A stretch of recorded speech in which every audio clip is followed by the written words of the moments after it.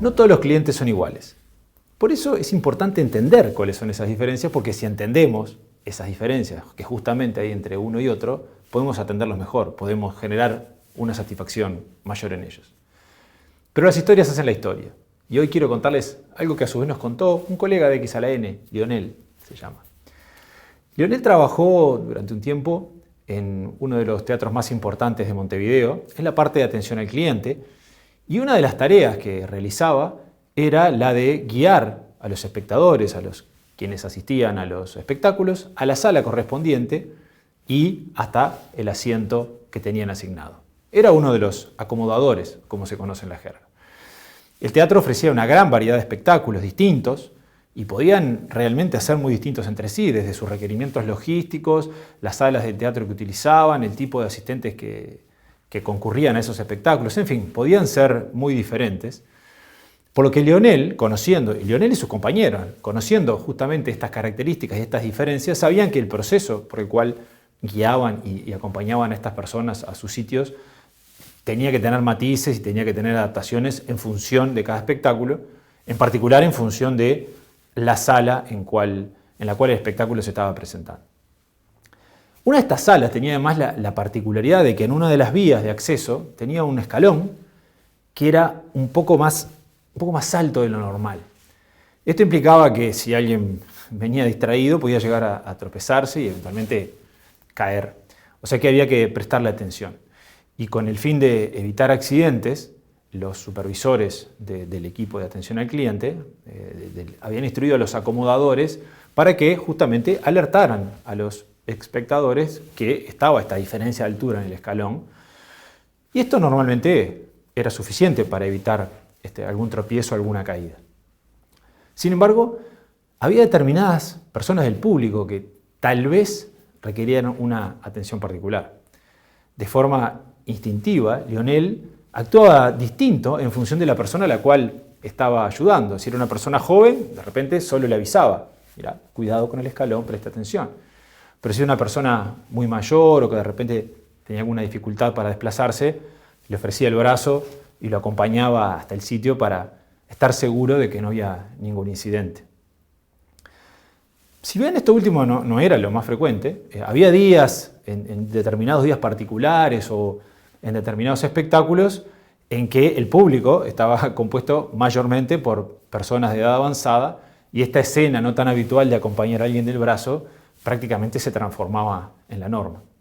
Así que gracias a estas precauciones y a estos cuidados, Lionel nunca tuvo que presenciar una caída y disfrutaba mucho de las expresiones de agradecimiento que los espectadores a quienes ayudaba le daban y quienes con mucha frecuencia destacaban la excelente atención de Leandro.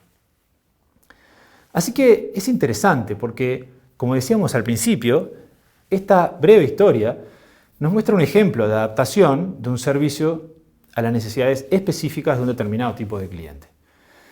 Claramente el ejemplo es muy sencillo, ¿no? Uno con el diario del lunes parece evidente el proceder de Lionel, ¿no? Parece evidente que se requería una atención especial. Sin embargo, igualmente esta historia muy sencilla nos permite extraer algunas reflexiones. La primera es que debería llamarnos la atención en esta historia que si bien el riesgo que implicaba ese escalón que estaba allí, esa diferencia de altura, estaba identificado por la dirección del teatro, llamémosle, o por los supervisores, el mecanismo que se había definido para mitigar ese riesgo realmente no tenía en cuenta las características de las personas que por allí circulaban, ¿no? El mecanismo previsto se reducía a una alerta verbal que se le ofrecía a todo el mundo por igual. En realidad fue la empatía y la iniciativa de Lionel lo que llevó a que espectadores que podrían ser más vulnerables de repente a sufrir un accidente tuvieran un trato diferencial. Por supuesto que las personas que están en la línea de atención al público sean empáticas y sean proactivas, está perfecto, está muy bien. Es más, diría que es esencial. Pero lo que no está bien es que un aspecto así haya quedado librado a la inspiración y a la buena voluntad de quienes desempeñaban la tarea. Este proceder debería haber estado definido por diseño y tendría que haber sido parte del entrenamiento de este equipo para que estuviera claro cómo proceder en cada uno de los distintos casos. Cuando dos clientes distintos interactúan con una organización, frente a una misma secuencia de hechos y estímulos, tendrán una percepción distinta, una percepción diferente van a tener. Aunque suene medio paradójico, si ofrecemos a todos los clientes exactamente lo mismo, en realidad estaremos generando experiencias diferentes.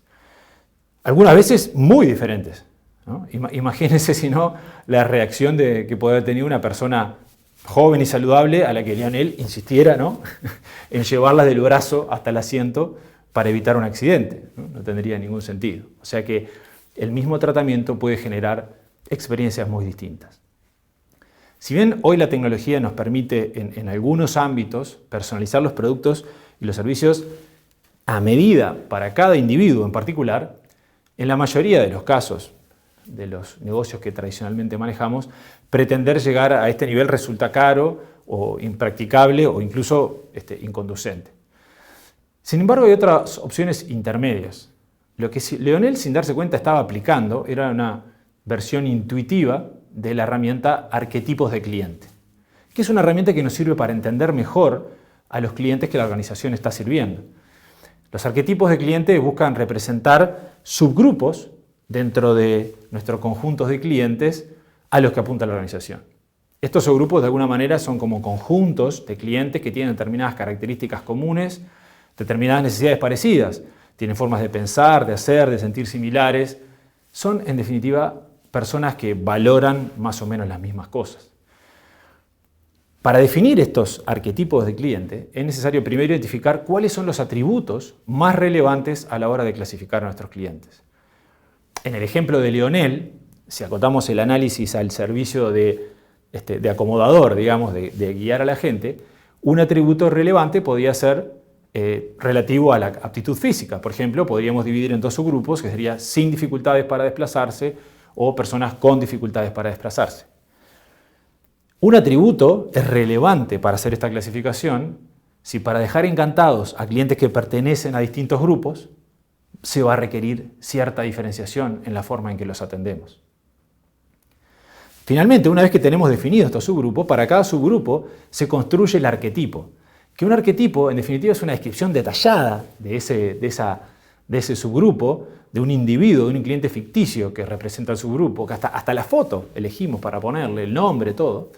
Y de alguna manera esto nos permite, a la hora de diseñar los productos y los servicios, contrastando con este arquetipo, entender cuáles son los aspectos que es esencial ajustar según el arquetipo de cliente del cual se trate para brindar un servicio de excelencia. Y no se trata de brindar un servicio distinto para cada individuo, pero justamente si identificamos cuáles puntos que son más sensibles para apalancar la experiencia del cliente y somos capaces de personalizarnos en función de las diferencias que detectamos en el estudio de estos arquetipos, podemos agregar un valor enorme y de esta forma hacer una gran diferencia.